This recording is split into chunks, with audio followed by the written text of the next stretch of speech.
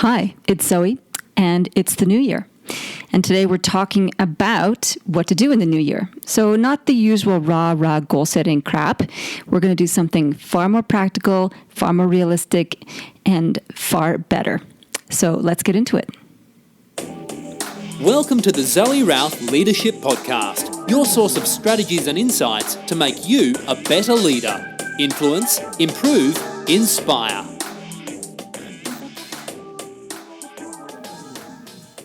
So welcome to the program. It is episode 15, and I'm recording this in Japan, where I am on a break from skiing because there is a massive blizzard happening outside.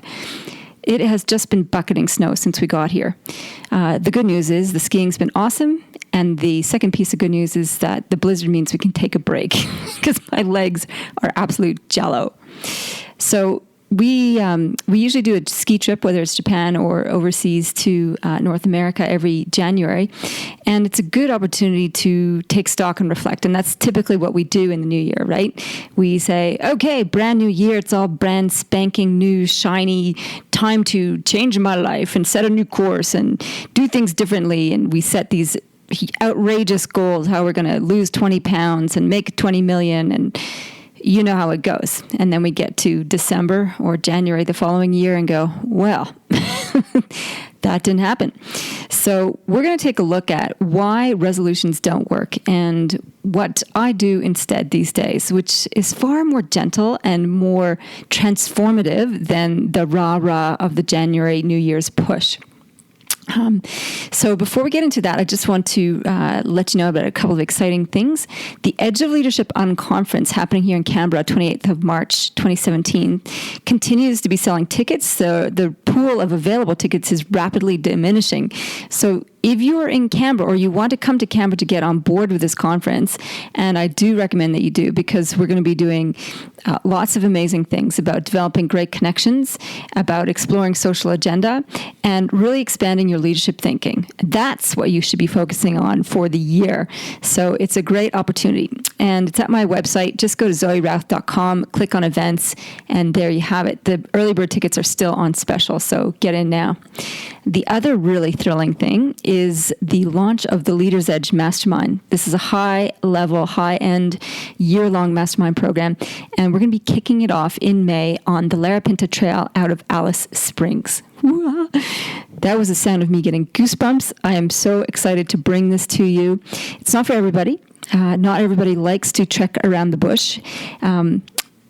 But that's not the only thing we're doing. That's how we're starting the program, and that's how we get big inspiration with the big views and learn to get to know each other, because we'll be spending a year together developing our leadership and supporting each other on that journey. So again, you can check that out at zoerouth.com and click on Mastermind, and all the details are there. So this awesome book that I've been reading, it's feeding into a lot of things that I'm reflecting on lately, is called Adam Grant's Give and Take. He's got a couple of excellent TED Talks as well. And I'll put all those details, all the books I mentioned, all the links I mentioned on the show notes page, which is at zoerouth.com/podcast/New Year 2017. So New Year is, you spell it out. 2017 is the 2017. zoerouth.com/podcast/New Year 2017. All there, all the goodies right there. So here we go. Let's talk about resolutions and goals, this sort of New Year hoopla. What I find happens for me and for a lot of my clients is that we get this great sort of sense of new opportunity that looms in front of us at the beginning of the year, and it gives us a sort of false sense of promise. And I think it gives us a false sense of promise because we think, all of a sudden, magically, we can flip the switch and it's all going to change for us. But things don't happen that easily for ourselves. This is why resolutions themselves don't work that well. First of all, I find that they're rooted in making ourselves wrong. We base resolutions about wanting to fix something about ourselves. So if we need to fix something, it means that something is broken.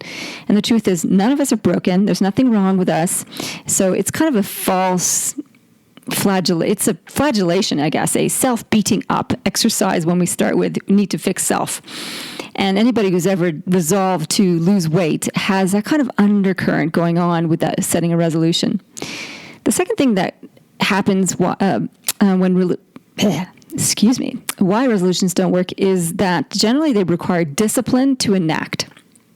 So if we decide that we're going to lose weight, it means that we need to stick to a diet. That's generally how the formula goes. And the thing is about discipline is that it's it's a finite resource. It's kind of like we have this willpower battery that if we have eaten well, slept well, exercised well, we're in good fitness, we wake up in the morning with a full battery, and then it starts to get depleted. It gets depleted with every decision that we make, with everything that we have to decide upon, every choice that we make. That's three ways of saying the same thing. So decisions deplete the battery, but also so does learning. Learning requires a bit of discipline and focus, so that drains the giant discipline battery. And the other thing is if we had to stick to a diet, making choices and saying no to things, that drains the battery. The reality is that when we wake up, we have so many choices in front of us, for anything from what to wear to what to eat to how to get to work. Some of those we put on autopilot, which is good, saves the battery a little bit. But the thing is, we're bombarded with so much information and stimulation that the discipline battery gets drained pretty quickly, even before we even leave the house. So using discipline to work on your resolutions is a bad idea. This is the third thing I find about why resolutions don't work is generally we haven't gone deep enough on the why and the who of the resolution. And we're just stuck on the what. So, for example, want to lose weight, I will go on diet. Diet looks like this. I will exercise 4 times a week. And we go from want to the outcome to the project management piece. But the real juice of making these things successful is in the why and the who. What I mean by that, the why of a project or why of a resolution or goal is about really digging deep into what matters about this thing. Is it just a wishful thinking exercise? Is it a should that you think you ought to adapt for yourself because your neighbor's done it, your sister's done it, whatever? The why for a resolution or goal really needs to be deep-seated and resonant for you. And most of us don't do the work on that. And the who part is generally, if we're going to shift or make a change in our life, we have to change our identity. It's pretty fundamental. What do I mean by that? It's because how we make decisions is based on who we are and what we value. And so unless we change who we are and what we value, the decisions we make are not going to change. It's kind of that circular reinforcement point. Another great book that goes into great detail around why we are immune to change is the book of the similar name, Immunity to Change by Keegan and Leahy. And again, I'll list that on the show notes page. And what they discovered in their research is that often when people, even with the most compelling reasons to change, like they're dying from emphysema, do not change their behavior, i.e. they don't stop smoking, is because they have some deep-seated counter-intentions, and the unspoken hidden value or payoff from not changing. So unless we unearth those things and look at them and deal with them, we're just going to repeat the same self-sabotage patterns. All right, so what do we do instead? So we've figured out why resolutions don't work. Here are the things that I have adapted and adopted to make sure that this New Year thing doesn't become a self-sabotage experience. So if I do want to experience something different, not because there's anything wrong with me, but because I want to have an upgrade in my human experience on the planet, this is what I do. Step 1. I get a super clear picture of what I want and what I want to experience, become, or achieve. Now, this is really important to me, and I've been thinking about it for me for this year, 2017, because last year, I haven't told anyone publicly this yet, but I had adrenal fatigue. And that means basically worked too hard and burnt out my adrenals, which shows up as being exhausted, so having very little energy to do stuff. And it's quite debilitating. So I've gone through a whole protocol on how to fix that to increase the energy in my life, etc. And that experience has made me want to have a different kind of experience. I want balanced energy. I want to feel refreshed, excited, enthusiastic about the day, and refreshed at the end of the day. So I don't get to the end of my work day and go, lay flat in a coma. So I had good reasons for wanting what I wanted. So it came out of a bad experience. And yet I had a very clear picture of what I do want to experience now, which is the boundless energy piece. Why is this important to me is step number 2. So clear picture of what you want. Step number 2 is why this is important. So this is going to one of the critical reasons of why resolutions fail. So we're going to fix that. For me, fixing this adrenal thing and getting balanced energy is important to me because you know what? Life is really short. And I don't want my default to be worry, stress, and overwork because that sucks. It really sucks. I don't want that. I want my life, my default to be fun, adventure, joy, and happiness. So that's why this particular intention, and I call resolutions and goals intentions, it's got a different energy to it, and it gives us more parameters to be flexible around it. So I call this intention a very fulfilling one. So step 3 is to make sure you surface your counter intentions. What are the benefits of not changing? So I thought about this for myself. What are the counter intentions around this? So if I want a life full of fun, adventure, joy, and happiness, what is the payoff in the stress and overwork piece? And I thought about it, and you know what it is? I'd have to give up my push attitude. And what's bad about that? Well, I wondered if I did that, would I get less done? Would I feel lazy? Would I feel guilty if the work is fun and easy? See how crazy these counter intentions are? And yet they're there. And they are your secret self-sabotage things. So even though I consciously set the intention for fun, adventure, stress, joy, fun, adventure, not great in there, subliminally. I made the intention for fun, adventure, joy, and happiness. If I had things that were fun and easy, did it feel like I was being lazy? So surfacing this makes it easier to deal with. So when you surface your counter tensions, you then have to look at, all right, how can I work with this? How can I deal with this? And you kind of start to rationalize it and recognize it for what it is. So when you see the self-sabotage in action, it's much easier to deal with. So step 4 is to then project forward. And there's 2 ways to project forward. Ask yourself this question. If nothing changes or continues on the same trajectory, what does your life look like? So if I don't change this work stress default, what my life will look like very long and hard. And I won't have truly savored the moments, enjoyed friendships or family, or truly appreciated the ride. And I don't want to get to my deathbed thinking, wow, that was pretty tough. That's not what I want. So if I do make this change, and this is the part B of project forward, what will life look like? And I projected forward. Making this change, I will be smiling, full of energy. I will be filled with gratitude. And life and work will be fun and easy and an inspiration to others too. So if you fast track to the end of your life, one road of not changing anything, it's pretty miserable, and the other road of huge satisfaction. Now, this exercise I got from Tony Robbins. I learned it yonks ago, and he calls this getting leverage. So when you have extreme pain and extreme pleasure associated with making this change, you've got leverage to move your ass and do something different. So that's a pretty important piece. So step 5 is, what identity do you need to embrace? This is the who of your intention.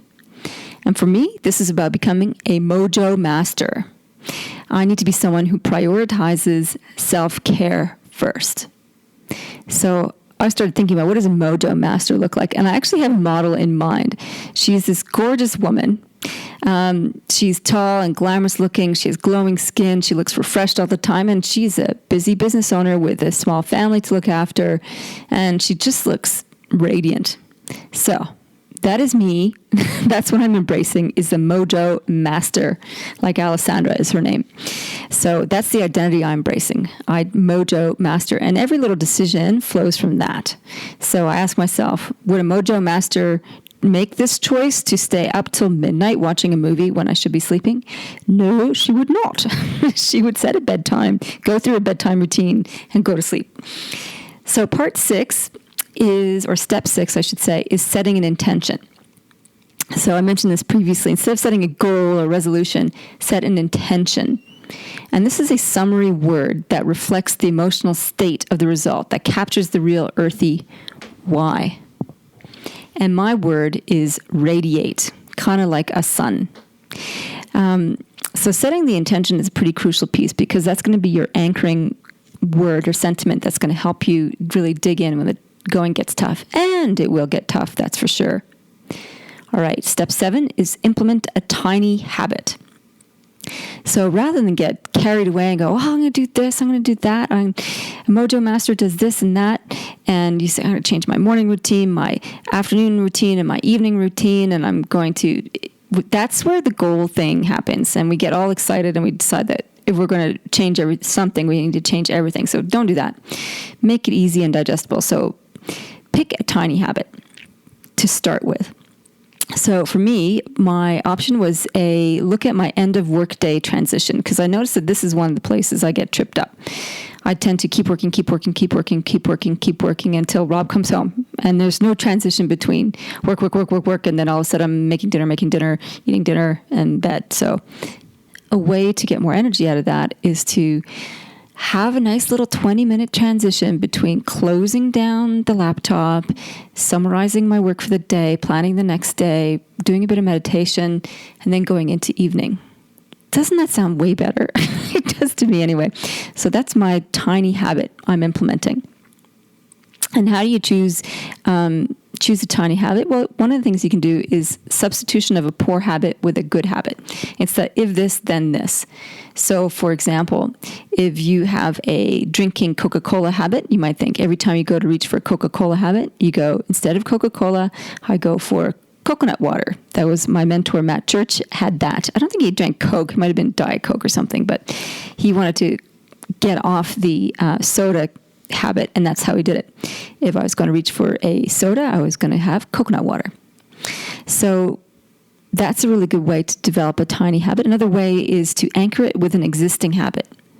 So if you already brush your teeth and you want to introduce something around brushing your teeth, maybe it's journal reflection. Maybe you brush your teeth and then you do a 2-minute journal reflection, or you do 2-minute journal reflection and then teeth brushing. So you anchor a new habit with something you're already doing daily. And that way it's just a little bit incremental change. It's not a huge big deal.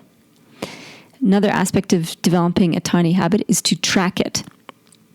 Set up a 30-day page, like you can do it handwritten in a journal or something like that, 1 through 30, and check off every day that you do it. Easy, right? And that sense of dopamine you get from checking off each day, that's compelling. And when you get on a run, you don't want to break the run because it feels bad. So that's one way to get the tiny habit going. Another way you can work on the tiny habit is to make it public. How is that for public accountability? You don't want to disappoint your friends and family. So you can put it on, place your intention on the show notes page or on your Facebook page. And that sort of amps up the ante because nobody wants to let their reputation be at stake. All right, step 8 is make your intention highly visible. So that means highly visible to you. So you can use your tracking page, you can use phone reminders, you can use Post-it notes around the house, you can do your vision board thing. Make it really like everywhere you go, ping, ping, ping, there is your intention in your face as a reminder. And the last step is to check in and reflect. And I think you need to have a regular cadence of this, whether it's daily or weekly, monthly, or quarterly at the latest. At first you probably need to check in daily just to make sure you're cementing the tiny habit around this. And when you're doing your reflection, check in what's working and give yourself some appreciation for following through and making things work. Also check in what's not working. Where are you getting sidetracked? Where are you going off the rails? And then you have to keep asking yourself the question, is this a really solid intention that is meaningful? Do I have enough why and who associated with this? Or is this a should or a must? Am I really convinced about the benefits about it? Have I done enough leverage around this thing? And sometimes you have to throw your intentions out because you just had to go and you weren't serious about it. Because of the why, who, and leverage mostly. So it's important to check in with that, and it's okay. If your intention isn't really what you set out to do, that's cool. Just move on. Life is too short. All right, so let me just review this 9 steps here. Step 1 is get a clear picture of what you want to experience, become, or achieve. Number 2 is why this is important to you. Number 3, what are your counter intentions? So surface those suckers. Number 4 is project forward. So if nothing changes, what happens? If you do make this change, what happens? Number 5 is what identity do you need to embrace? So the who of the thing. Set your intention. So use a summary word that makes the whole thing real and alive for you. Number 7, implement a tiny habit. Number 8, make your intention highly visible. Number 9, check in and reflect. Well, I'd love to hear how you go with this, or whether you have any other tips and hacks for other listeners about how to achieve solid intentions that have worked for you, or what you're working on. I'd love to hear about that. So go to the show notes, zoerouth.com/podcast/New Year 2017. In the meantime, live well, lead well.